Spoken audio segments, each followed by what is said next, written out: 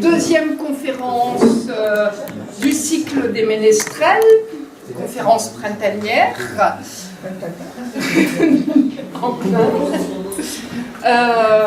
Donc c'est Emmanuel Dubois qui va nous parler de l'histoire du village, avec toutes les recherches et les contacts qu'il a pu avoir dans le milieu de l'histoire médiévale, et tous les indices qui nous restent sur Issy-Jacques, en se promenant dans les rues, une ferronnerie par-ci, une fenêtre par-là, un bord de toit comme ci, comme ça. Je pense au cri d'égout. Et tout peut être un indicateur et une preuve de certaines choses. Donc, à lui de nous raconter l'histoire de la construction du village. Retardataire, c'est parfait. Voilà. Chapula, ça fait un petit bruit. Merci à tous d'être là ce soir. Je voudrais commencer par un petit mot sur Jean-Paul Castagnier, parce que c'est le premier à avoir pris le temps d'essayer de faire un document. Là, je l'ai en grand. Un petit livret historique sur le village qui a fondé l'association des ménestrels. Et l'idée de ce soir, c'est vraiment de travailler dans le prolongement de son travail. C'est-à-dire qu'à l'époque, il voulait assurer la promotion touristique du village. Il se rendait compte qu'il n'y avait pas d'outils pour ça. Il a fait des recherches historiques. Et j'ai mis un petit peu là-dessus. Voilà. Et donc extrêmement utile, mais incomplet, parce que d'une part il n'était pas historien, et puis il avait peu d'éléments sous la main. Alors il s'est surtout basé sur la thèse de l'abbé Cadalen qui a été publiée en 1948. J'ai voulu l'amener, mais j'ai pas réussi à mettre la main dessus. J'espère que je ne me suis pas trompé sur le nom de l'abbé Brugière. C'est bon. C'est ça? Voilà, je l'ai fait de mémoire. Hein. Donc, qui avait retranscrit les coutumes d'Issy-Jacques. Il s'est basé sur la mémoire orale locale. Ça, c'est aussi un élément important. C'est un avantage d'être d'Issy-Jacques pour aller piocher certains éléments. Et puis diverses sources sur Internet. Et puis, voilà, il reste des améliorations à apporter dans ce livret. On va essayer de le faire, on va essayer de prendre le relais. Notamment plus de précisions sur la période gallo-romaine et le haut médiéval. Et ce soir, on va parler du haut médiéval. Ça s'est joué à pas grand-chose. J'aurais pu, quand Sabine a lancé cette idée de cycle de conférence, j'avais très envie d'en faire une sur la période gallo-romaine, parce que j'ai plein d'informations que j'ai pu collecter, mais je voulais les faire recouper davantage par les historiens. Et puis il y a eu un petit événement au mois de décembre. Je ne me suis pas présenté vraiment. Mon travail, c'est de faire la mise en page de livres. Et il y a 2 ans, j'ai commencé un livre qui est là, sur la cathédrale de Reims. Un joli pavé qui pèse son poids. Et en décembre, le livre est paru. Et le 8 décembre, Patrick Demouy, qui est un spécialiste de la cathédrale de Reims, c'est le spécialiste de la cathédrale de Reims, qui a dirigé cet ouvrage, organiser une petite visite guidée privée pour les gens qui avaient travaillé de près ou de loin sur ce livre, et pour la presse pour faire la promo de la sortie du livre. Et ce jour-là, moi j'y suis allé pour d'autres raisons très personnelles. Je faisais mon petit pèlerinage de Reims pour des raisons très privées. Et ce jour-là, il nous a amenés sur la tombe de Clovis. Non, je dis n'importe quoi. Il se peut que je fasse des coquilles comme ça, que je dise des boulettes, on va voir si vous suivez. sur la pierre où était inscrit l'endroit où était baptisé Clovis. C'est pas sa tombe du tout. Il nous a donné il m'a donné un élément extraordinaire. Et je lui ai dit attendez, ça me parle. Ça me fait penser à Issy-Jacques. Je lui ai expliqué le contexte et il m'a dit oui, c'est tout à fait ça. Et donc là, je me suis dit, il me manquait un élément qui venait confirmer ce que je vais vous raconter ce soir. Là, je l'ai eu et donc je me suis dit hop. Je vais inverser les sujets. C'est un peu embêtant pour moi aujourd'hui parce que je vais devoir vous parler de choses qui sont un peu en dehors des clous, mais je vais essayer de me rattraper aux branches comme je peux. Donc voilà, on passe au petit slide suivant. Issy-Jacques, c'est 2000 ans d'histoire. C'est là où j'aurais préféré commencer par la période la plus ancienne. Un probable camp romain lors de la guerre des Gaules. C'est ça que j'ai besoin de vérifier. J'ai quasiment tous les éléments, mais j'ai vu les archéologues, ils m'ont dit il faut qu'on aille voir à Boisse. On a peut-être la clé là-bas, je vous en dis pas plus. On avait, ça c'est sûr, de riches termes gallo-romains jusqu'au IVe siècle. Une cité mérovingienne attestée, on a des tombes mérovingiennes à n'en plus finir, hein. Ce ne sont pas, je vais dire ça aux touristes, ce ne sont pas des tombes norvégiennes. Ce qui était longtemps écrit sur le site du PGB, non, ce sont des tombes mérovingiennes. Une très forte expansion au XIIIe siècle, je vous en parlerai tout à l'heure, promis. D'importantes destructions lors des guerres, vous le savez, Jean-Paul avait très bien retranscrit ça, aussi bien dans le Sur-Lumière que dans le livret. Une dénaturation partielle lors de la révolution industrielle, je pense à la mise en alignement des maisons, qu'on peut voir à certains côtés de la Grande Rue et de la rue de Cardinal, où les maisons encore bellement disparu. Et un village préservé au XXe siècle. Voilà un peu la trame de l'histoire du village. Et donc, aujourd'hui, la cible, elle est là, c'est la cité mérovingienne, arriver à la comprendre. Oui, alors si je parle pas assez fort, vous me dites, hein. Je vais essayer de monter le son, je vous promets rien. Si vraiment il n'y a pas besoin, enfin, s'il y a besoin, il y a le micro là. Je vais essayer de parler plus fort. Alors, paf, la première citation connue d'ici, Jacques. Toute la clé de cette conférence est là, et on la doit à Sylvie Faravel, enseignante-chercheur à Bordeaux 3, qui vient tous les ans au mois d'avril. Et un jour, elle me dit, savez-vous que la première fois qu'ici Jacques a été cité dans un document connu, c'est sur un rouleau des morts. Alors déjà, un rouleau des morts, je me demandais si elle parlait de mort M-A-U-R-E-S ou de mort M-E-R-T-S. Donc ce sont bien des morts, des cadavres. Et en l'occurrence, là, c'est un mort en particulier, c'est Neofredus, qui était un moine catalan, qui vivait à l'abbaye de Ripoll, qui était le gestionnaire de l'abbaye de Ripoll en 1008. Enfin, il est décédé en 1008, donc c'est ce qu'il est écrit là. Le rouleau des morts, le principe, c'est qu'on va écrire l'éloge funèbre de ce personnage sur le rouleau, et on va envoyer un messager qui s'appelle le rotulifère. C'est du mal à enregistrer le mot. Il va aller d'abbaye en abbaye, en l'occurrence là des abbayes. J'ai un trou. Bénédictine. Voilà, merci. Ça ne peut être que bénédictin, puisqu'ici on est sur un territoire bénédictin. C'est marqué là en plus. Hein. Il suffisait que je lise. C'est un comble. Et il reste une chaise là-bas au fond. Après en cadenas. Alors, cette information a complètement échappé à Jean-Paul. Il n'avait pas l'information, mais parce qu'elle n'était pas dans la thèse de l'abbé Cadalen, elle était nulle part ailleurs. Il y avait beaucoup d'hypothèses sur le nom d'ici Jacques. On a même une plaque qui raconte ça, Sédius. Bon, les archéologues m'ont dit Sédius, non. Non, si vous voulez, mais non. Il n'y avait pas de Sédius, de famille Sédius et ici Jacques. Donc ça fait partie des choses qu'il faut aller creuser, justement, vérifier, et donc c'est une autre histoire, mais Sylvie Faravel m'a parlé de ce rouleau des morts, j'ai retrouvé ce rouleau, je ne suis pas le seul à l'avoir retrouvé,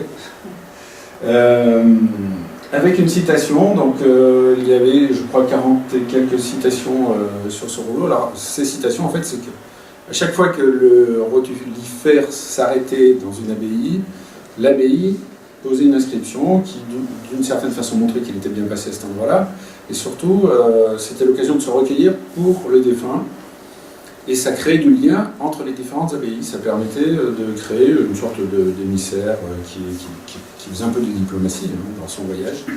Alors celui-ci est parti en août 1008. Il est remonté jusqu'au sud de Limoges, en passant notamment par Figeac, et il est redescendu en traversant la Dordogne. J'aurais bien aimé vous montrer la carte. de son parcours. Elle est dans le livre de Jean Dufour, mais elle n'est pas en ligne. Et le livre vaut une centaine d'euros. Il est quelque part à Paris, je sais où, mais j'ai pas eu le temps de le récupérer. Donc la carte, si on arrive à avoir le droit de la payer un jour, je le ferai avec grand plaisir. Mais pour l'instant, c'est pas le cas. Donc ce qui nous intéresse évidemment, c'est cette ligne-là. Donc Jean Dufour mentionne ici Jacques Saint-Félicien. Et on voit la ligne ici, qui est en latin. Alors je ne suis pas latiniste, je ne sais pas si on est à la salle. Donc Saint-Martin, ici Jacques. Je ne sais pas le prononcer. Dans quel la prononciation. lieu dans lequel repose Lieu dans lequel repose, merci. voilà, le martyr Félicien Oui. et le professeur Du Christ Exupérius. Exupérius, Saint-Toulousain, dont la relique est à Toulouse. Et alors c'est extrêmement intéressant de savoir que la relique d'Exupérius, Exupère, qui a donné son nom a priori d'après ce que j'ai pu lire à la famille Saint-Exupéry, reposait à Issy-Jacques en l'an 1009. Là je dis 1009, on a sans date. Hein. SD, ça veut dire sans date. Mais vu le parcours qu'a fait le rotilifère, on suppose que, comme il était vers la fin de son voyage et qu'il est arrivé en avril 1009, il est revenu à Ripoll en avril 1009, c'est-à-dire il y a pile 1009 ans. C'est amusant, on est en avril 2018 et il a fini son voyage en avril 1009. J'ai trouvé l'anecdote sympathique. On a bien fait de caler cette date-là. Voilà. Et donc, Exupérius à Issy-Jacques, Saint-Félicien à Issy-Jacques, dans une église Saint-Martin. Alors,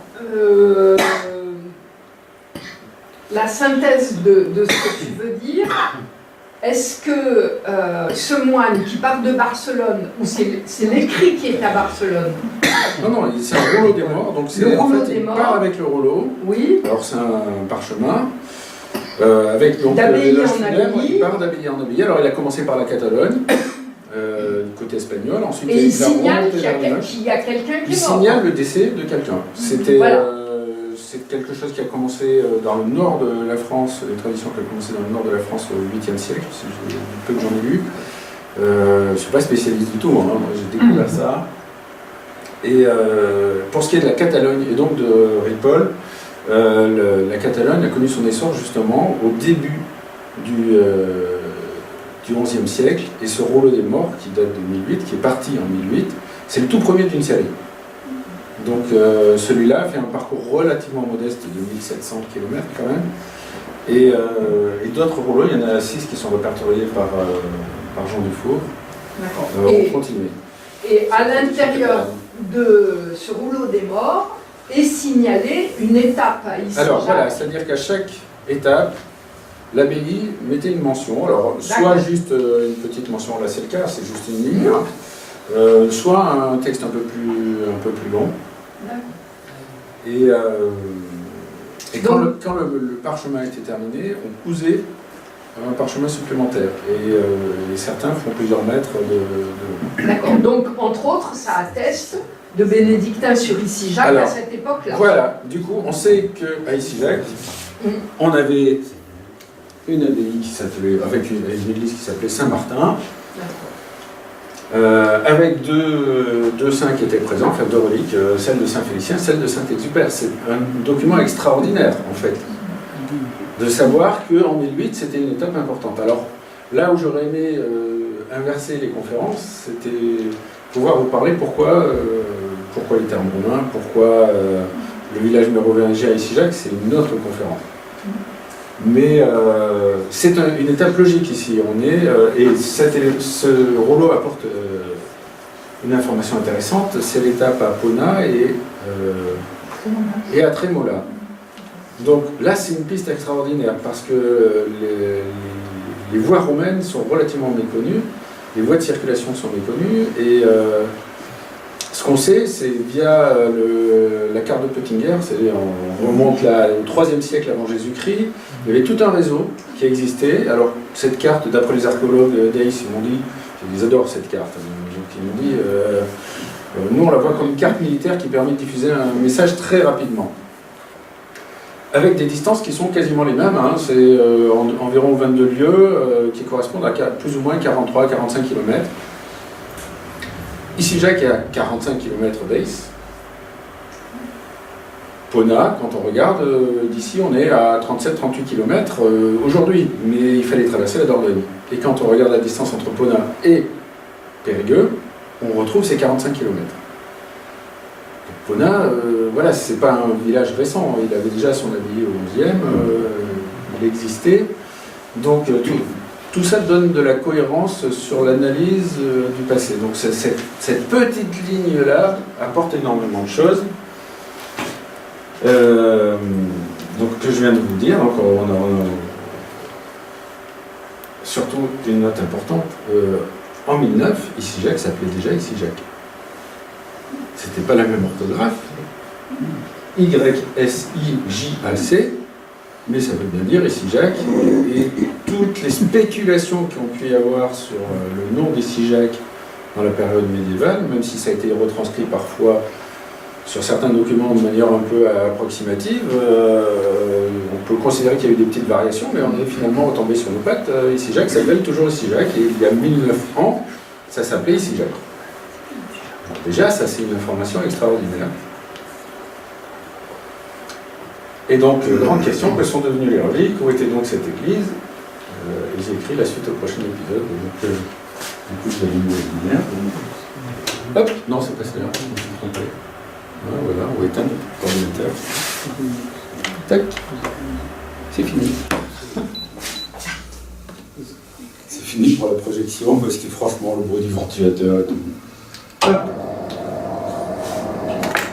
Je vais prendre mon coup. La relique d'Exupère, elle est repartie à Toulouse, à l'abbaye de la cathédrale. Je ne sais plus si c'est quelque chose, Saint-Cernin.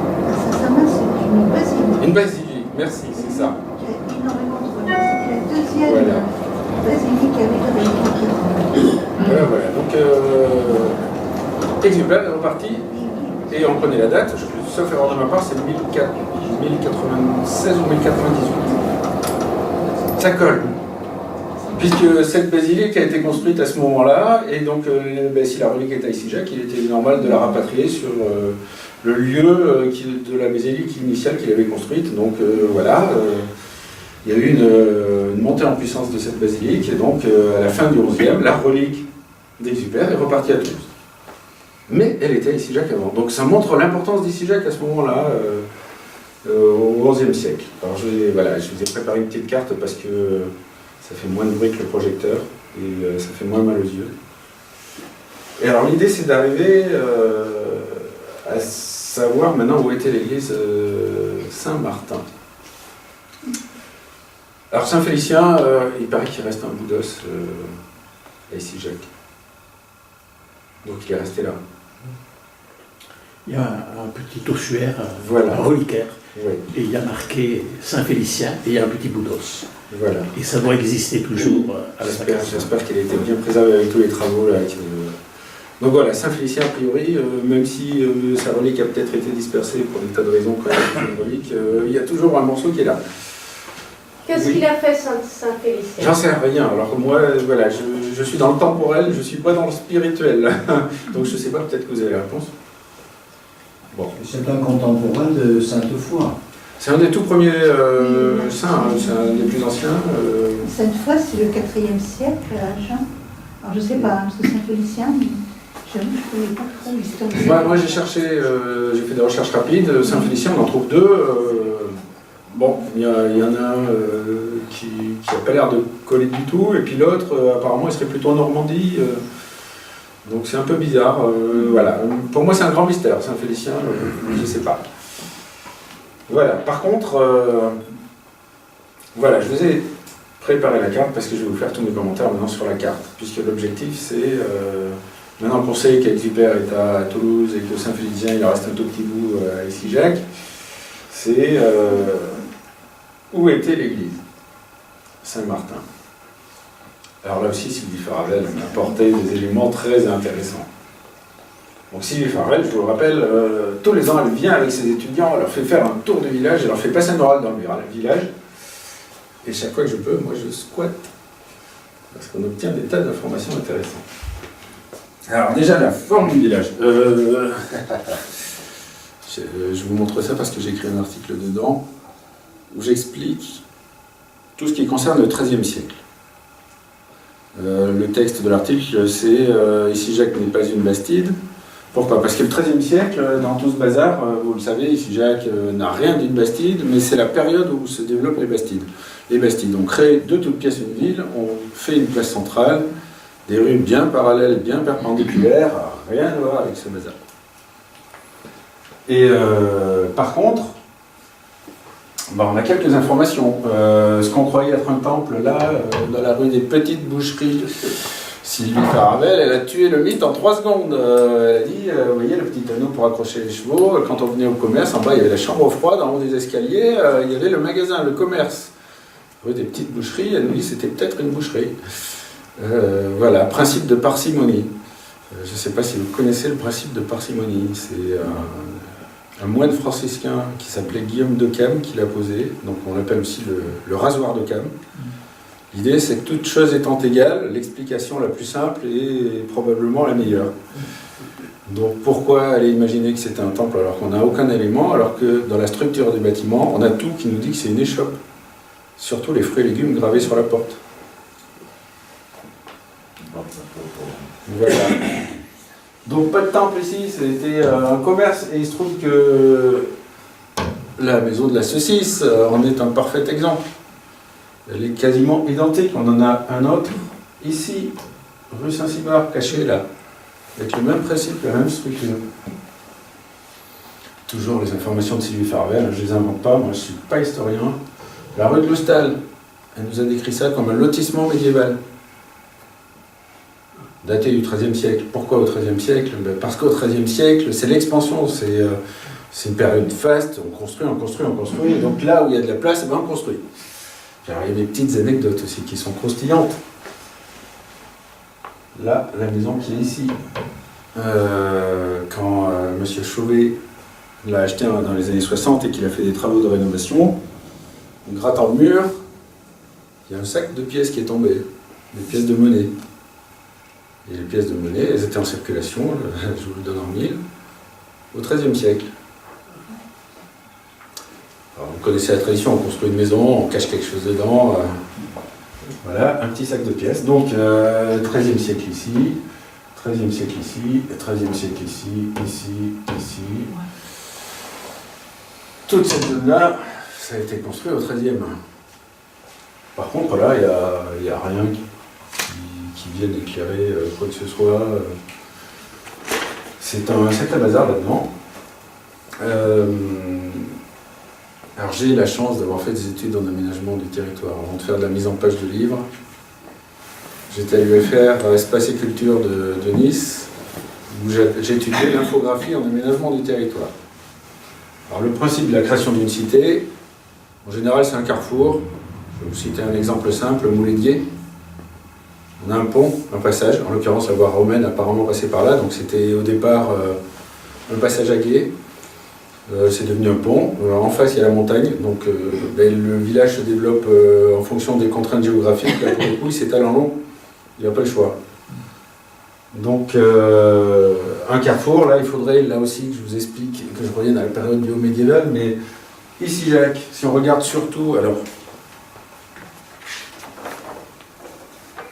Jean-Paul, il a fait du super boulot. L'idée de mettre en vis-à-vis le plan cadastral actuel et la carte Napoléon, ça nous apprend énormément de choses de ce document. Parce que route de Castionnès, là, il y avait une maison, on ne passait pas. Et puis la route d'Aimé n'existe pas, la route de Bergerac n'existe pas, la route de Beaumont n'existe pas, la route de Villeral n'existe pas. Bon, par contre, on a bien 3 portes, ici, ici et ici. Pour passer dessous. Alors on pouvait passer dessous, mais dans la mesure où il n'y avait vraiment pas de route en face, aucun intérêt, quoi. Non, mais à la route de Castionnès, on voit très bien les maisons, les 2 maisons qui sont Dans le village. Hein, je parle Alors, dans le village. Sur le port de l'île, les traces de cheminée sont en hauteur. il y avait certainement une maison au-dessus. Avec un Voilà, ascenseur on peut spéculer là-dessus, mais effectivement, c'est une hypothèse. Parce que la rue, forcément, sinon c'était un cul-de-sac. Oui, oui, mais alors par contre, la route, elle, j'ai aucun doute possible, elle n'existait pas. Oui, que la route n'existe pas, Voilà. mais qu'il y ait une porte, c'est... Oui, oui, tout à fait.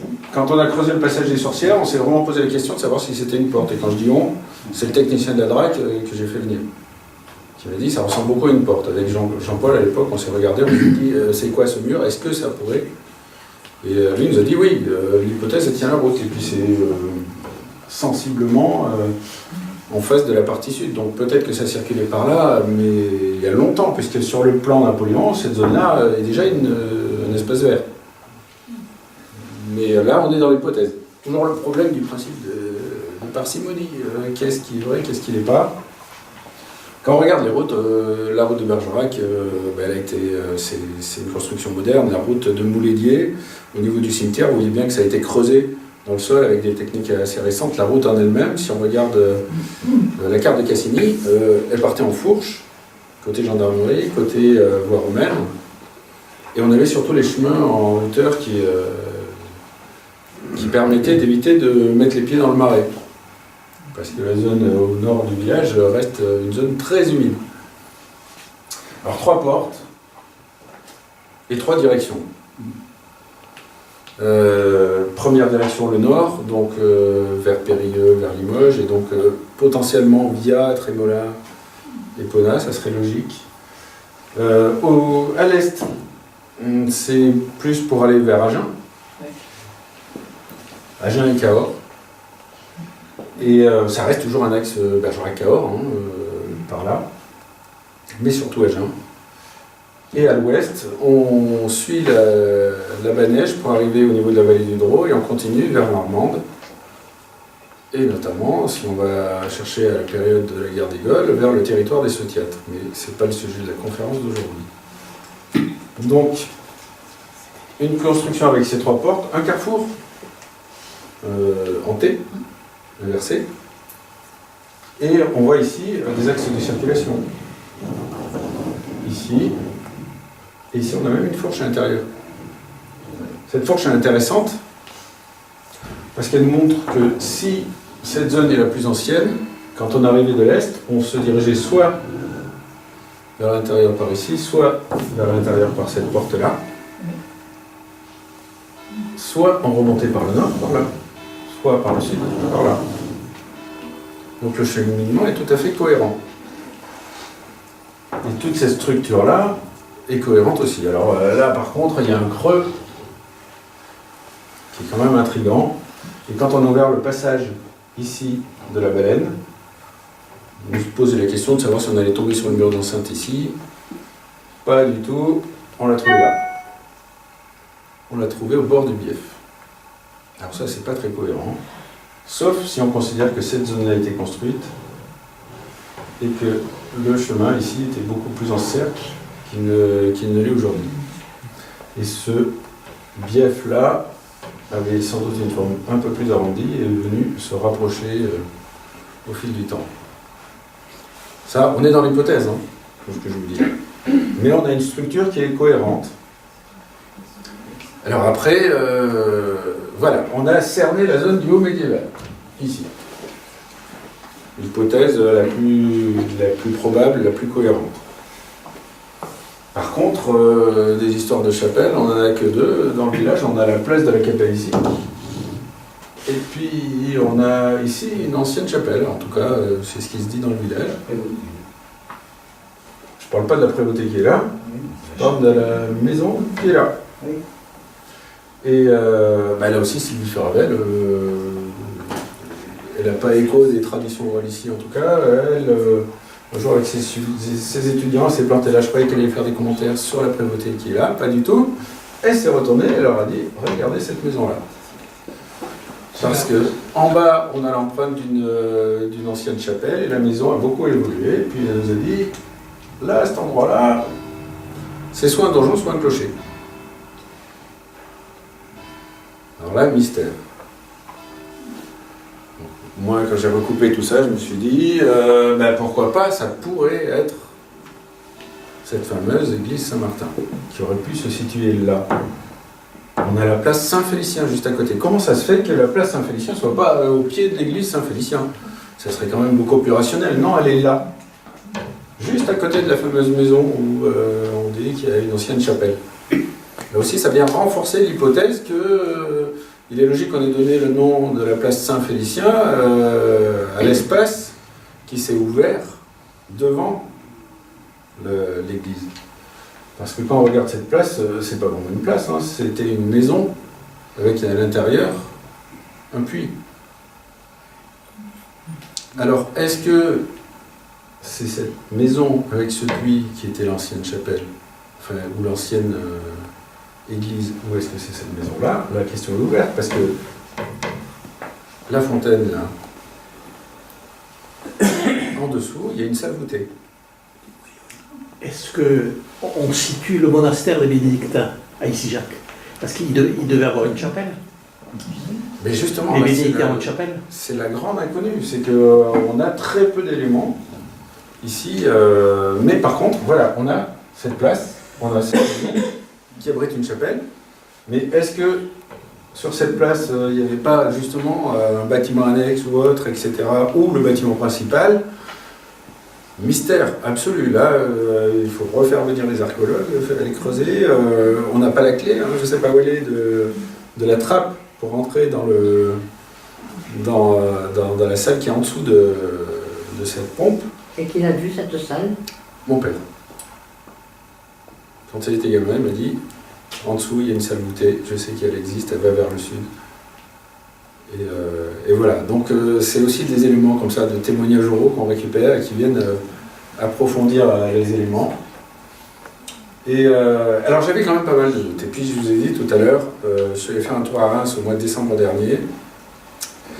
Et Patrick Desmouilles a commencé sa visite en nous parlant de Clovis, donc du début de la période mérovingienne, et il nous a expliqué, voilà, la cathédrale de Reims a été construite sur des termes romains. Pourquoi? Parce que les termes romains, il fallait baptiser. Au moment de la christianisation, il fallait absolument baptiser un maximum de fidèles, donc il fallait de l'eau. Il fallait beaucoup d'eau. Et là, je lui ai dit, mais à Issy-Jacques, on se pose des questions sur une église, Saint-Martin. Alors Saint-Martin, patronyme très courant dans la période médiévale, qu'on a du mal à localiser, mais par contre, l'endroit auquel on pense, il y a une source qui coule en abondance, tout le temps, toute l'année. Les personnes la voient. Tout à l'heure, je parlais de bouche d'égout, de grille d'évacuation d'eau pluviale, c'est pas pour rien. Parce que moi, ça fait un petit moment que je m'amuse à expliquer aux gens que ici, là, c'est bizarre. Là, je vous ai montré pas. C'était cette maison là, je vous ai montré tout à l'heure. Je me suis pas planté, j'ai pas planté, j'ai peur de m'être trompé. Ici, juste là, l'ancien maire, M. Boss, m'a expliqué qu'il y avait de gros problèmes d'humidité, parce qu'il y avait une source qui collait tout le temps. Oui. Et qu'il a fallu la capter pour la faire passer dans l'écoulement d'eau pluviale, qui passe par là, par là, par là, par là, par là. Et alors là, vous pouvez aller voir, sur le tour de ville, il y a de l'eau qui coule tout le temps, toute l'année. Et si vous venez là, regardez dans les deux grilles d'évacuation d'eau pluviale, il y en a une qui est du côté de la place Saint-Félicien. En été, elle est sèche. Celle qui est juste à côté, à 1 mètre à peine. Il y a de l'eau qui coule tout le temps. Et cette eau, elle vient de là. Donc l'idée que l'église Saint-Martin a été construite sur des termes, les termes romains on les avait, mais ils étaient immenses, on ne sait pas jusqu'où ils allaient. On sait qu'ici on avait des chambres à eau froide, des pièces à eau froide, ici aussi, ici aussi, là, le système à eau chaude était là, le système à hypocauste au niveau de l'église. Donc on avait toute cette zone-là, c'est avéré, ici on a des salles avec du marbre blanc. Quand j'en ai parlé aux archéologues qui étaient à Périgueux, ils m'ont dit du marbre blanc sur des murs. Au sol, oui, mais sur des murs, ils avaient vraiment beaucoup, beaucoup d'argent. Et donc on a ces termes-là. À ce niveau-là, on ne sait pas trop. Ça a été reconstruit, les mérovingiens se sont installés là. récemment, c'est dommage qu'il ne soit pas là. Sébastien Langlais a commencé à faire des travaux ici. Là, dans ce coin-là, il a creusé parce qu'il veut faire une cave sous sa cuisine, parce que la cuisine est un peu plus haut que le reste. Donc il a gratté, il a fait une belle coupe de 2 mètres de haut. Tout en bas, on a le sol. Au bout de 5, 10, 15 cm, on a une belle épaisseur de cramé qui correspond probablement à la période où il y a eu la destruction par les Visigoths des termes romains. On a encore 1,50 m de terre et à nouveau une couche de cramé qui correspond très certainement à la période médiévale avec les guerres. Alors, est-ce que c'est l'incendie par le comte de Bergerac? C'est assez probable, ça serait logique. Hein. On arrive par Bergerac, on tombe sur ce bâtiment, on le détruit en premier. Donc ça serait logique qu'il y ait cette couche de cendres à ce niveau-là. Donc voilà, une période cohérente d'incendie à la fin de la période gallo-romaine, une période cohérente d'incendie beaucoup plus haut à la période médiévale. Ici, on a énormément de tombes mérovingiennes. On en retrouve aussi quelque part par là. Par contre, les tombes qu'on a là sont beaucoup plus récentes. Et ce qui est intéressant, c'est lors des travaux du Tout-à-l'égout, c'est que les archéologues ont daté les fondations de l'église Saint-Félicien. Et les ont datées du XIe siècle. Alors là, ça tombe bien. Ça colle. C'est-à-dire qu'en 1008, on a le rotulifère qui passe, qui constate la présence de Saint-Félicien et Saint-Exupère, merci. Saint-Exupère, à la fin du XIe, repart à Toulouse. Saint-Félicien, lui, il n'est pas allé bien loin, hein, il est passé de là. Voilà. Voilà. Eh bien, j'ai fait le tour de la question. C'est-à-dire qu'au jour d'aujourd'hui, on peut raisonnablement penser que l'église Saint-Martin se trouvait par là. Maintenant, je ne parierai pas sur le fait qu'elle était là ou là, et qu'il était le rôle du bâtiment qui était là ou celui-là. Là, c'est un grand mystère. Alors, quant à la maison dont tu parles, elle a appartenu à la famille Audouin de 1920 oui. Alors, jusqu'à ce qu'on l'ait rendu après le décès d'Alice. La semaine dernière, Oui. Monsieur Feuille m'a amené ça.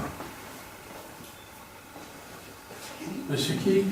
Monsieur Feuille, c'est un éditeur qui est à la Linde, qui a envie d'écrire un livre sur Ici-Jacques. Il m'a amené une bouteille de limonade Nicodie.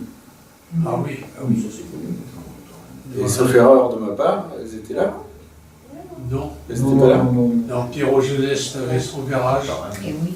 Il avait un entrepôt où il déposait toutes ses consignes, toutes les bouteilles, puisque les bouteilles circulaient à l'époque, on ne les jetait pas. Oui. Elles étaient vidées, une fois lavées, remplies. Et des bouteilles comme ça avec la petite bille, enfin elles sont un peu plus. Alors je me demandais s'il y avait un lien où il les produisait, ces limonades. Mais Pardon. plusieurs on faisait des limonades. Alors, non, Pierrot Jeunesse avait pris la suite de Nicodie, mais Pierrot Jeunesse lui était simplement Son négociant. grand-père, son père déjà. Son père, déjà. oui, son père, oui. Oui, son père. Oui, en bas il y avait la limonade. Place Saint-Félicien, il y avait déjà son appareil à faire la limonade. Voilà. Il y est peut-être encore, enfin je ne sais pas s'il y a encore. Et moi, ma grande question, c'est de me dire, est-ce que c'est la même source qui a servi à faire de la limonade avant, bien après avoir servi pour les baptêmes? Ça, je ne sais pas. En tout cas, ça serait de la limonade. Je ne sais pas où Nicodie. Je m'interpelle. Je ne sais pas où Nicodie faisait sa limonade, mais les bouteilles qui étaient marquées Nicodie, puis Oui. Pierrot Jeunesse en avait récupéré. Il avait récupéré. Donc, moi, la coïncidence m'a amusé de me dire, mais effectivement, tiens, il me semble bien que c'était place Saint-Félicien que se faisait la limonade, entre autres. Ouais. Alors, il y a non, est-ce que tu es passé dans le coin? Si tu veux, on pourra y passer. Il y a un endroit sous la maison, je crois qu'Alice, une fois, m'a dit, il y a une source, parce que quand on a fait le tout à l'égout, il y avait de l'eau qui coulait. C'est ça. Et il y a un endroit entre le mur et la rigole, et l'entrée dans... Il y a un tuyau qui passe, on ne sait pas d'où il vient, c'est pas un tuyau usé. Il y a un tuyau qui passe et qui s'enfonce et qui va certainement vers le réseau des eaux pluviales. Voilà, Donc c'est il y avait une captation qui existait, qui a été enterrée plus ou moins. certainement. Mais voilà, le mystère est là. Mais la maison existait déjà bien avant. Ben oui, bien sûr, parce que quand on regarde la structure des maisons, effectivement, il y a plusieurs époques différentes, avec plusieurs modifications différentes. Il est extrêmement difficile de savoir Parce quelle que est l'évolution de ce bâtiment. la maison qui est juste au-dessus, contre laquelle est accolée, où habite aujourd'hui monsieur et madame Lisée, Là, madame qui est là. est plus ancienne. Ah oui, elle est là-bas. Voilà. Donc oui, c'est cette partie-là dont je parlais, parce que c'est vrai que sur le plan, là, on voit un bloc complet, mais on a au moins 4 bâtiments agrégés entre eux, en fait. Et là, on n'a pas Donc il y a vraiment plusieurs étapes. on n'a pas l'équivalent de la rue Clovis. La rue Clovis, elle est là, elle est un peu disproportionnée ici, Voilà. Sauf la base, peut-être. mais on a effectivement ici voilà, un bâtiment qui a été modifié à plusieurs reprises avec plusieurs époques, Certainement. qui est le plus ancien et donc dont on a certainement quelques murs qui sont contemporains de la période de l'église Saint-Martin. Il y a de fortes déclivités à cet endroit. C'était Oui. la pause. Ouais. Ouais. Et donc c'est au pied de ce pâté de maison qu'il y a la captation que tu décris. Voilà. Non, non. Voilà. En face de la maison de Douai, on parle de Jacques. Des questions. Il y a la poste, c'est une construction récente. C'est récent. Une construction Oui, tout est relatif dans le récent. Oui, je disais que des maisons, ça a énormément évolué. Oui. En face de la maison Douai, dont Jacques parle, Oui. vous aviez l'ancienne poste. Oui. Ça n'existait pas avant 1800 ou 1872. Bon, il y a beaucoup de bâtiments qui ont évolué dans Ça, ce complètement, là qui c'est ont été une reconstruits. construction qui n'a rien du style ici jacquois, du style de son quartier, et qui est, si elle se trouve, il y avait un terrain vague à l'époque. Ouais. Ça a évolué dans le temps. Au 13e, tout était construit, c'est Alors, sûr. ce qui est étonnant, c'est que la poste est construite dans un endroit qui était humide. C'est vrai que c'est un peu. Alors, pas aussi forcément. humide que c'est humide. Pas forcément étonnant, parce que ici Jacques, sa force de tout temps, ça a été d'avoir de l'eau. Oui. Il n'y avait pas l'eau Faire courante, la poste. mais là, ici Jacques, elle y était, l'eau courante. Intramuros. Oui, mais aller construire une maison sur un endroit qui est déjà connu comme étant humide, Oui. c'est un peu étonnant. Oui, alors en même temps, on est vraiment dans le vieux bourg. Là, quand on regarde, là, j'en ai pas parlé tout à l'heure, mais entre la maison, les maisons de Monsieur Boss et des cours ici, Oui. et la prévôté en face, on a quand même 80 cm de dénivelé, d'écart entre les seuils de maison, entre les sols. Donc là, on sait que cette date-là, les fondations sont du 15e, 80 cm en moins, ça fait quelques siècles en moins aussi. Donc on remonte dans la période, ça fait partie des éléments qui renforcent l'idée que cette zone-là était vraiment la zone qui était du haut médiéval. Voilà, là on a tellement d'éléments concordants, toujours le principe de parcimonie. Pourquoi aller imaginer que c'est ailleurs, alors qu'on a tellement d'éléments qui nous poussent vers cet endroit-là? Oui, puis alors qui dit chevaux, dit il faut de l'eau.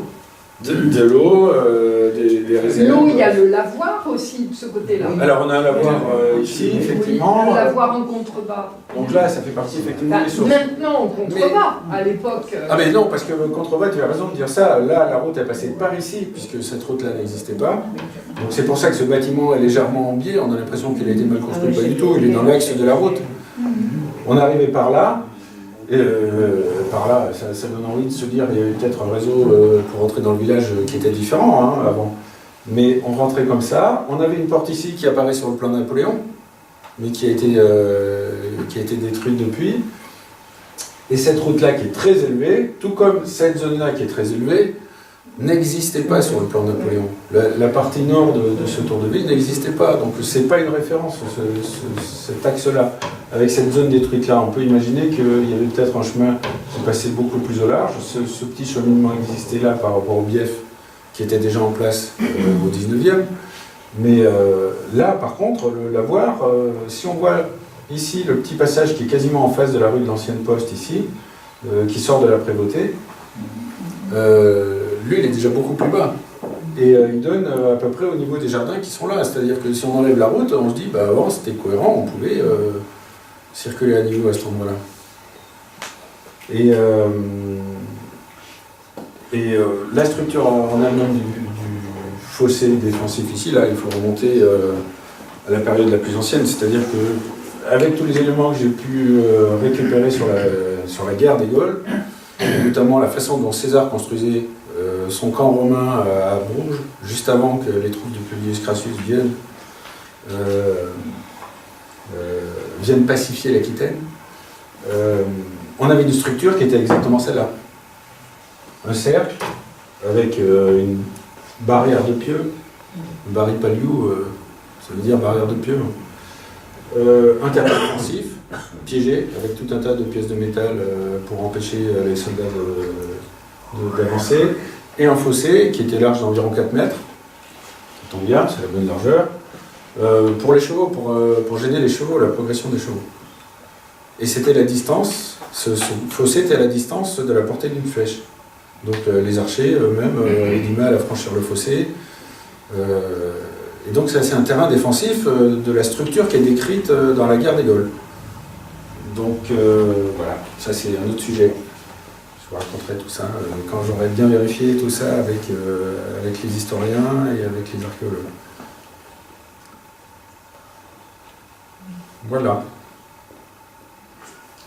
Je ne vous ai pas trop endormi. Oui. Oui, pourquoi vous imaginez... Alors, moi, je connaissais cette maison qui en effet qui a des éléments d'architecture qui rappellent une église, Oui. une chapelle. Mais tous les historiens qui ont parlé de l'église Saint-Félicien d'Issigeac, celle-ci, disent qu'elle a été construite sur la base de l'ancienne. Oui. Et donc, elle a été construite au XVIe siècle, sur la base de l'ancienne, qui, elle, est datée par les archéologues du XIe. Oui. Les faux Mais Voilà. pourquoi ça ne serait pas Saint-Martin qui serait... Ben non, parce que déjà là? Saint-Martin existait au début du XIe. Oui, mais Et là aussi, c'est toujours la logique. ça existait au niveau du XIe et puisque... Si on regarde l'évolution des églises, c'est Oui. dans le courant du XIe. Celle dont on parlait de Saint-Cernin tout à l'heure, la basilique Saint-Cernin, Oui. c'est à la fin du XIe qu'elle est construite, et c'est à la fin du XIe que la relique, elle repart à Toulouse. Et donc nous, on a une église qui s'appelle Saint-Félicien, alors qu'on avait une église Saint-Martin qui avait les reliques de Saint-Félicien. Et on a des fondations qui datent du XIe. Donc, pourquoi créer une église Saint-Martin pour y mettre des reliques Saint-Félicien, pour ensuite la renommer Saint-Félicien, alors qu'il est beaucoup plus logique de considérer qu'on avait cette église Saint-Martin, déjà, parce que c'est un patronyme très utilisé dans le haut médiéval, et que là on sort de la période du haut médiéval, et qu'on ne va pas remettre un Saint-Martin à ce moment-là. C'est pas pertinent d'appeler une église Saint-Martin au XIe. Oui. Je crois qu'il serait intéressant de se pencher un peu plus sur qui est Saint-Félicien. Ça, alors là, volontiers, parce que si Moi, quelqu'un... je dis ça de mémoire, hein, mais il me semble que c'est un contemporain ou disciple, je ne sais pas, de Sainte-Foy qui était à Agen. Je ne sais pas si vous connaissez l'histoire de Sainte-Foy d'Agen. Les reliques de Sainte-Foy étaient à Agen. Ça faisait l'objet déjà d'un pèlerinage à Agen. Oui. Jusqu'à ce que une équipe de moines, on va dire, une équipe de moines, pour ne pas dire une équipe de voleurs, qui était à Conques, sont allés prendre les reliques de Sainte-Foy à Agen pour les transporter à Conques. Conques, magnifique, a pris le trésor qui était à Agen, l'a volé, vraiment volé, et de nuit, ils l'ont volé. Et finalement, c'est resté à Conques. Ça fait le bonheur de Conques et la richesse de Conques, on peut dire, puisque cette abbaye a été extrêmement enrichie de dons à cause de ses reliques. Et Agen n'a plus, n'a pas de monastère, elle a d'autres atouts sans doute, mais a perdu, je dirais, ses reliques. Donc, ça a aussi évolué, quand on y évolue, je ne sais pas si c'est évolué ou régressé, mais je dirais il y a eu des modifications extrêmement importantes. Alors, les reliques, elles faisaient l'objet de trafic. Surtout au XIe, on a l'exemple de Cadouin. Ils ont ramené la relique, ils ont construit. Bon, voilà, Cadouin, la construction, elle est du début du XIe, et ils sont allés tout de suite chercher une relique prestigieuse. Sueur du Christ, c'était pas rien. Et ça, c'est l'épouse de Louis XI qui a créé l'abbaye de Cadouin. C'est plus tard, c'est pas au XIe siècle l'abbaye de Cadouin. C'est pas 11e? Ah non, 12e, pardon. C'est l'épouse de Louis XI. Alors c'est... ça existait avant. Moi, j'ai écrit 1130 Cadouin. L'abbaye de Cadouin. Moi j'avais en 119. L'abbaye de Alors, Cadouin. d'accord. L'abbaye de Cadouin. J'ai mis 1019, non c'est Non, non, mais 119. c'est ça. Parce Il que me semble que c'est on a le cartulaire de Cadouin qui est passionnant parce que c'est sur les terres qui appartenaient donc à l'abbaye qui a été construit Montpazier, etc. Mais donc le cartulaire il date effectivement du XIIe siècle. Le cartulaire, c'est l'ensemble des chartes qui justifient que l'abbaye doit percevoir des droits à tel et tel endroit. On a évidemment le célèbre cartulaire de Conques. Et toutes les 7 fois de France sont effectivement marquées sur ce cartulaire. En revanche, tout ce que vous avez raconté sur les Gaules, alors effectivement, c'était des brigands de grand chemin, c'est vrai. Hein. Ce qui comptait, c'était effectivement attirer les pèlerins. Plus il y avait de pèlerins, Faut avoir de la pépette. et bien sûr, plus il y avait d'arguments qui arrivaient. Le rôle d'Issigeac, on parlait de la rue de l'ancienne poste, il faut comprendre poste par relais, hein, puisque tout à l'heure on parlait de la trajectoire donc, de ce rotulifère. Le fait que sa trajectoire passe de Périgueux à Pona et Trémola pour ensuite venir à Issigeac, pour ensuite aller à Aix, pour ensuite continuer son chemin, on est sur la logique classique d'un parcours à étapes. Alors, cette distance-là correspond à 2 heures à cheval, ça correspond à une journée à pied. Une grosse journée à pied. Donc, effectivement, c'était l'étape idéale. Et donc, Issigeac, de tout temps, pendant ces 2 millénaires, a été une étape normale pour les voyageurs. D'où sans doute une partie de l'explication de la présence de termes importants à Issigeac. C'était une ville-étape. Et les termes avaient un rôle assez prestigieux. Là, l'explication du prestige, c'est un autre sujet que j'espère valider dans quelques temps. Voilà. Voilà. Donc moi, ce que je voulais vous dire, surtout, c'est... Oui, pardon. Si votre messager, qui vient de Barcelone, je ne sais où, Ripoll, est allé à Périgueux, puis à Pona, et puis venu à Issigeac, ce n'est pas simplement parce qu'il y avait une chapelle à Issigeac. Ah non. Donc, ça suppose un ensemble conventuel un peu important. Oui. Un ensemble conventuel un peu important, même si ça fait un peu plus de 1000 ans qu'il est tombé, il doit y avoir des traces un peu autrement qu'une chapelle. Alors l'inconvénient d'Issigeac, c'est que ça a été construit, reconstruit, Oui, ça, je comprends bien. reconstruit, et la fonction de cette chapelle a disparu à un moment donné. C'est pas une chapelle, c'est un ensemble monastique. Enfin, ce qu'on appelle aujourd'hui une chapelle, mais la tradition orale nous rapporte la présence d'une chapelle, donc on peut considérer que cette église a été déclassée en chapelle pour ensuite être complètement déclassée en maison privée. Ça, c'est l'évolution descendante, parce que quand on regarde l'église Saint-Félicien, pourquoi se préoccuper d'une petite église ancienne, qui commençait sans doute un peu à battre de l'aile dans sa structure, alors qu'on avait une église monumentale de la taille quasiment d'une cathédrale. Mais je comprends la question de Maurice. Il n'y a pas de trace écrite, il n'y a pas de mention, parce que même des tout petits villages, on a des mentions dans d'autres abbayes, sur des cartulaires, etc. Et là, il n'y a pas de mention, effectivement, à part le rotulifère. Voilà. Mais c'est déjà très important. C'est ça l'essentiel, en fait. Dans le travail de collecte de Jean-Paul, on avait une faille à ce niveau-là, parce qu'on n'avait pas cette information. Mais cette petite ligne de texte nous apporte énormément d'informations. La présence de cette église baptisée Saint-Martin, la présence de ces reliques importantes, la trajectoire de ce rouleau, tout ça nous apporte des éléments qui viennent conforter le reste. C'est-à-dire que cette trajectoire de la voie romaine, elle est confortée par le parcours. Cette trajectoire Périgueux, Pona, Trémola, Issigeac, Aix. Quand on parle aux archéologues d'Aix, ils considèrent évidemment Issigeac comme un point important. Après, il y avait différents débats sur le passage de la voie romaine qui a été tranché récemment. Certains voulaient la faire passer à la Linde. Ce que je veux dire, c'est que les prieurés où s'arrête votre porte-rouleau. Oui. Pona, c'est une énorme église. Oui, du 11e, oui. Vinot-sur-Lot, là, comment on peut le savoir. C'est un énorme monastère. Périgueux, je ne sais trop ce qu'il y avait à l'époque. Limeuil, c'est aussi un gros prieuré.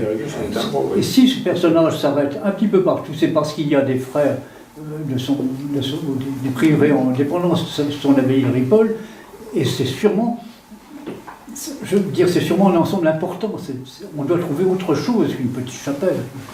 Oui, je vous dis, la chapelle, c'est l'héritage oral qui nous dit qu'il y a une chapelle, mais on peut très franchement penser que c'était bien plus important. C'était le bâtiment principal qui était au cœur du village. Hein. C'est pas un bâtiment annexe. Hein. Si on regarde cette boucle-là, le village est construit dans la zone construite, c'est en plein milieu. Hein. Regardez, si on arrive par là, on tombe dessus. Si on arrive par là, on tombe dessus. Tout à fait. Et si on arrive par là, on tombe dessus aussi. Est-ce qu'il y avait un monastère, des monastères C'était une ville monastique. Oui, mais au XIIIe c'est siècle, une sommité. Après, c'est tombé. au XIIIe siècle, on le sait qu'il y a un monastère. Alors, où Qui après été rattaché à Sarlat, c'est qu'il y a déjà un monastère. Au XIIIe siècle, il y a des documents qui disent que le monastère d'Issigeac est rattaché à Sarlat. Il a été rattaché au nu. Oui, il a été rattaché. Ça, Jean-Paul l'a Donc il existait. Voilà, s'il était rattaché, Oui, bien sûr. il existait. Mais parce Par que contre, en effet, on n'a pas. il y avait une richesse à Issigeac qui était convoitée. C'est pas pour rien que le village s'est fait attaquer par. Mais pourquoi sur la route d'Emel, il y a le champ des chanoines? Oui, ça c'est une question. Mais pourquoi est-ce qu'il y a une place de la Parce que les Capelle? chanoines avaient le droit d'avoir. Bien sûr, pouvaient avoir un champ. La place de la Capelle, c'est un mystère absolu, ici, Jacques. Pourquoi la place de la Capelle? Où? S'il y a une place de la Capelle, il doit bien y avoir quelque chose à proximité, mais où? Il y avait l'hôpital. Alors c'est vrai. Voilà, il y avait l'hôpital. Alors, on travaille dessus avec Michel pour changer un peu la formule. L'hôpital, pour les gens qui ne sont pas anciens ici jacquois, Oui. moi je dis, je m'excuse, je suis en retard de quelques dizaines d'années, la pharmacie, je ne sais plus le nom actuellement, je dirais pour les anciens des Tilleuls. La pharmacie des Tilleuls, une partie du garage du Pi, jusqu'à chez le caviste, je ne sais pas comment il s'appelle.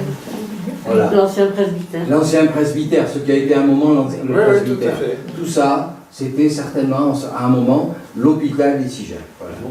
Et quand on dit l'hôpital, il faut savoir ce que c'est qu'un hôpital. Là, de toute façon, on avait les deux bâtiments qui étaient très probablement reliés. En tout cas, c'est les hypothèses émises par la DRAC. Oui, c'est l'hôpital. On avait une zone fermée ici, et ici on trouve l'ancien couvent, l'hôpital, etc. Mais avec des mots. Alors, on en parlait donc avec Michel Lateur parce que on est en train de revoir la formule des soirées des ménestrels pour cet été, et l'idée cette fois-ci, c'est de nous faire des petites scénettes pendant le parcours. Et on est en train de travailler, en tout cas Michel y travaille, à vous raconter une histoire qui est en phase avec cette histoire de l'hôpital. Justement, raconter cette période où, à la fin du 19e, je vais mélanger le pinceau, à la fin du 19e, l'État veut nationaliser les services sociaux. D'ailleurs, le maire ce soir est à l'AG du CIAS, ça tombe bien. Et comment en Dordogne on va hériter de traces historiques grâce à cette réforme ou à cause de cette réforme, dans la mesure où les autorités ecclésiastiques vont demander un audit en quelque sorte et vont répertorier l'histoire de ces hospices, de ces hôpitaux, etc. Et du coup on a une trace écrite grâce à ça de ce qui a pu exister à Issigeac. Maintenant, d'après moi, ce que vous appelez l'hôpital, c'était une maison de retraite des sœurs de Sainte-Marthe, qui sont restées longtemps, et c'est relativement récent. D'après moi, c'est juste après 1800. Et c'est les sœurs de Sainte-Marthe qui ont créé cet hôpital ou maison de retraite. Alors il me semble que le 18e, ça existait déjà. Ça existait avant. Dans les livres, moi je ne l'ai pas trouvé. Hein. Alors moi j'ai trouvé une référence il n'y a pas si longtemps que ça, justement, puisqu'on se posait la question d'orienter quelque chose là-dessus, mais où Issigeac, alors je suis peur de dire une vitesse, mais il semble bien que c'est au 18e, donc en amont de tout ça, avait déjà un hospice, hôpital, on l'appelle comme on veut, qui soignait les pauvres et les gens de voyage. Là encore, les gens de voyage, c'est pas anodin. Ça nous apporte encore une pierre à l'édifice sur le fait qu'Issigeac était vraiment un lieu de passage. Alors pourquoi ça ne l'est plus? La Nationale 21. Passage et pèlerinage. Alors lieu de passage aussi. Mais aujourd'hui, la Nationale 21, là aussi l'aménagement du territoire, elle passe par Bougnac et par Plaisance. On a un relais routier bizarrement à Plaisance. Mais la Nationale est passée par Issigeac avant. Elle passait via Castellet, c'est passé par Issigeac, et quand vous arrivez à Colombier, vous voyez bien qu'il y a une grosse fourche. La route a tiré tout droit. Donc quand vous arrivez de Bergerac et que vous allez vers Issigeac, à l'ancienne cure, tout droit, la route elle vous amène à Issigeac. Et vous continuez, et vous allez via Montflanquin, etc., vers l'itinéraire bis actuel, vous vous retrouvez à Aïs, et puis direction Agen, etc. Donc, Issigeac a été protégé au XXe, ce que j'écrivais au début tout à l'heure, de l'évolution du XXe siècle, parce qu'il est sorti des cartes. Vous voyez bien ce qui se passe quand on crée une autoroute. Le cœur de ville à Périgueux, c'est assez marquant en ce moment. Les sorties d'autoroute se construisent, se bétonnent à outrance, et le cœur de ville chute. Donc là, on est dans un schéma classique, tout à fait classique de aménagement du territoire. La Nationale 21, elle a été déviée. Issigeac, du coup, a plongé. C'est naturel, c'est normal. Et a été protégée. C'est le contraire, les poids lourds passent là-bas. Voilà. Donc ça a protégé notre patrimoine, ça a évité des constructions comme la jolie maison qui est juste à côté de la mairie, qui ne se ferait plus aujourd'hui, heureusement. Et voilà. Bien. Alors simplement, je me permets de dire, pour les sœurs de Sainte-Marthe, ouais. C'est pas si vieux que ça, parce que je crois que ça a été vendu en 1935, c'est pas 1935, jusque-là les sœurs étaient là, et moi j'ai connu, et d'autres, peut-être dans cette salle, certainement, ma sœur notamment, mes sœurs notamment, ont connu une dame qui a été à l'école, parce qu'à un moment, les filles allaient à l'école à Sainte-Marthe. Enfin, les filles, il y avait déjà l'école communale, mais il y avait une école de filles par les sœurs de Sainte-Marthe. Moi, je me souviens très bien de Madame Maria, Anne, qui a été, elle, à l'école de Sainte-Marthe. Elle aurait quel âge On va faire sur les écoles.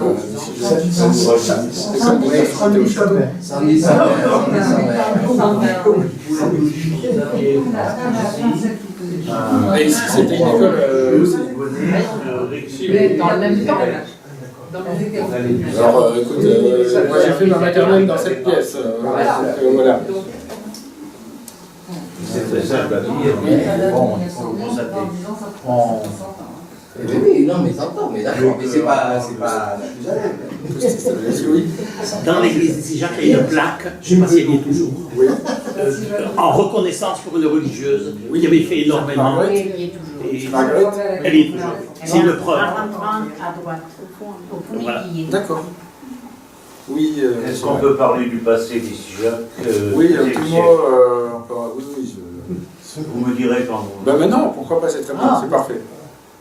Bon, Je sais qu'il voulait faire une petite intervention. Alors...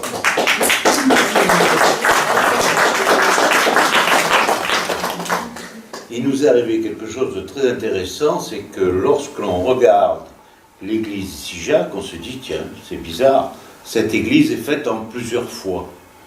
On a un roman, le clocher est roman, et derrière, nous sommes dans du gothique, ok? Mais on regarde mieux encore, on va voir un mur, le mur de façade, et la tour qui monte. Et vous avez remarqué une chose amusante, la tour est à 8 pans, et le clocher est à 8 pans. Est-ce qu'il y a quelqu'un parmi vous qui sait à quoi correspondent les clochers octogonaux? Oui, enfin... 8 c'est le symbole de l'infini. C'est pas exactement ça, parce que nous sommes au XIIIe siècle et nous sommes en train d'avoir des repères visuels. Il faut savoir qu'il y a une chose très étrange qui s'est passée. Nous avons la Baneige. La Banège est une route au Moyen-Âge. On suit le bord de la Banège avec des carrioles et on arrive sur Issy-Jacques. Et à Issy-Jacques, on trouve ce fameux clocher octogonal. Pourquoi? Personne n'est au courant. Il se trouve que lors de l'enrichissement de certaines personnes, en faisant du trafic ou des échanges, poids pour poids, il se trouve que nous avons enrichi certaines personnes. Il ne faut pas le dire, parce que vous savez très bien que les Templiers ont été complètement décriés. Et c'est l'histoire des Templiers. Parce que octogonal, c'est le signe que avaient placé les Templiers de La Rochelle jusqu'à Sète. Vous allez me dire pourquoi. C'est très simple. De La Rochelle à Sète, on avait besoin de se déplacer avec des chariots et on faisait à peu près 50 km dans la journée, 50-60 km. Donc, on s'arrêtait à des endroits sûrs parce que ce que l'on transportait était quand même un peu délicat. Il faut reconnaître que transporter du minerai d'argent comme ça, c'est pas très sérieux. Vous allez me demander d'où il vient ce minerai d'argent. Pourquoi La Rochelle? La Rochelle, c'est un port. S'il y a un port, c'est qu'il y a des bateaux. Ces bateaux arrivent à La Rochelle. D'où viennent-ils? Vous allez avoir une révolution dans votre tête parce que nous ne sommes pas encore à Christophe Colomb. Alors on va se dire, comment se fait-il? Mais vous allez trouver d'autres indices si vous allez de l'autre côté de l'Atlantique, vers le Mexique. Vous allez découvrir des hommes avec des barbes assez grands, armés d'une façon tout à fait particulière, alors que les gens du Mexique sont imberbes. Comment faire de représenter des barbus, trapus, partout? Enfin bref, je vous laisse réfléchir. Et donc, cet argent est arrivé donc au port de La Rochelle, il fallait le transporter, et il y avait, en suivant les cours d'eau, parce que c'était la méthode avant pour les routes, on arrivait jusqu'à Issy-Jacques. Comment on arrivait à Issy-Jacques? On arrivait aux 9 pierres. Je ne sais pas si vous connaissez l'endroit des 9 pierres. Et les 9 pierres, c'était un arrêt. On se reposait, on donnait à boire et à manger aux chevaux. Et on avait repéré le clocher octogonal. Et donc on arrivait, on savait qu'on serait nourri, logé et protégé pour la nuit. Voilà pourquoi la partie avant de l'église d'Issy-Jacques, avec son cocher à 9 pans, est un signe de construction templière. C'est roman. Et regardez après, vous verrez, c'est gothique. C'est tout ce que j'avais à vous dire.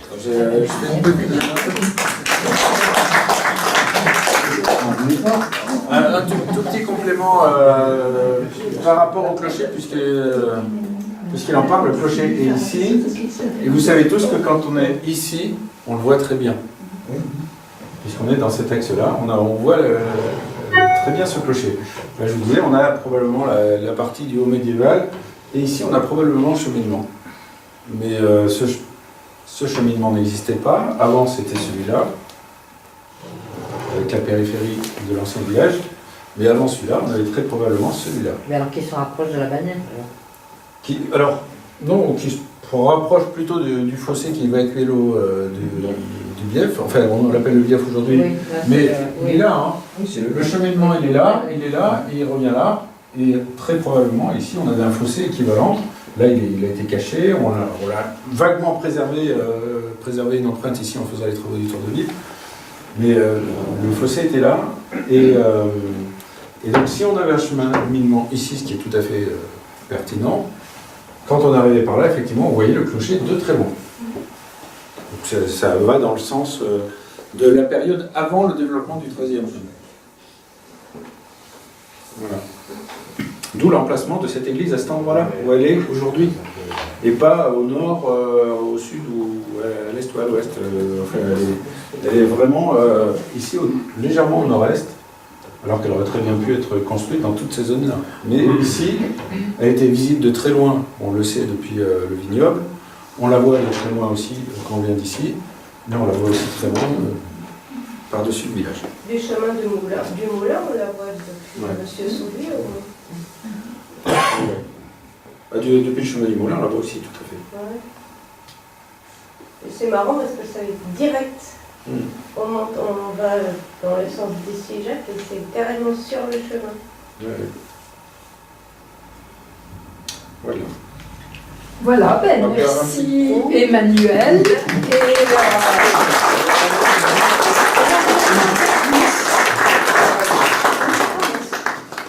Voilà, la suite, voilà, c'est dans la machine à remonter le temps. Voilà, on va remonter le temps facilement. L'année prochaine. J'ai continué aussi d'Emmanuel. Je fais une présentation bien bordélique quand même. Sur le plan historique. Oui, alors,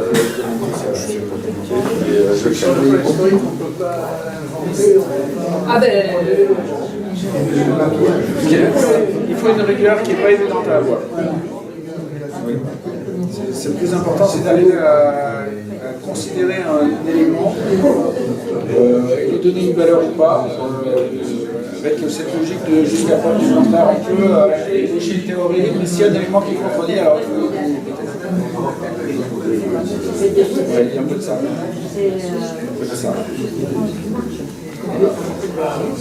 Voilà, voilà. Quand on parlait de chapelle.